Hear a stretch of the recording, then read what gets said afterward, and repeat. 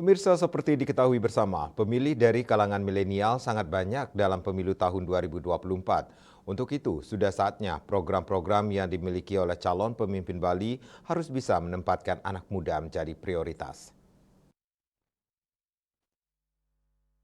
Seiring dengan kompleksnya permasalahan yang dihadapi Bali saat ini, mulai dari kemacetan, infrastruktur, fasilitas umum, dan lainnya, sudah saatnya Bali memiliki pemimpin yang mampu bertindak dan berpikir secara milenial. Milenial yang dimaksud bukan dari segi umurnya, melainkan mampu melahirkan gagasan-gagasan baru yang kekinian. Manggala Yowana, Kabupaten Badung, Dr. Yoga mengatakan, dengan permasalahan yang begitu kompleks ini, pemimpin Bali diharapkan mampu menyelesaikan segala permasalahan dengan cara-cara yang milenial.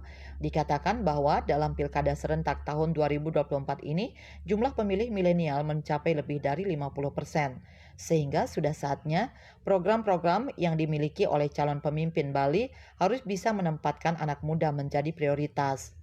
Jadi bagaimana si pemimpin ini bisa menyelesaikan segala permasalahan ini dengan cara-cara yang milenial. Contohnya bagaimana kita mempercepat layanan, bagaimana sistem digitalisasi ini diterapkan dalam setiap pelayanan sehingga semuanya transparan, semuanya cepat, sehingga anak-anak muda ini kan yang paling membuat mereka malas itu kan masalah keterlambatan pelayanan nih.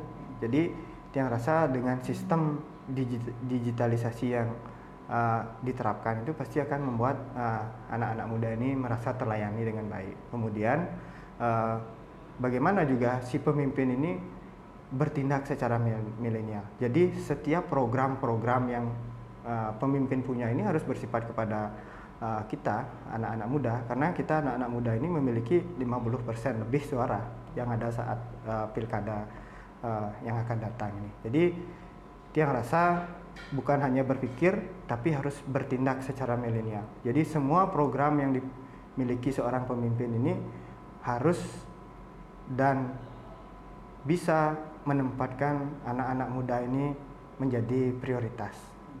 Pihaknya menambahkan siapapun calon gubernur Bali, bupati maupun wali kota nanti diharapkan tidak hanya mendengarkan aspirasi anak muda, tetapi juga harus mencanangkan dan melaksanakan program-program yang berpihak kepada anak muda. Contohnya dengan memberikan bantuan kepada Sketrune, sehingga para generasi muda ini merasa ikut dilibatkan dalam pembangunan Provinsi Bali maupun kabupaten kota. Andika, Bali TV.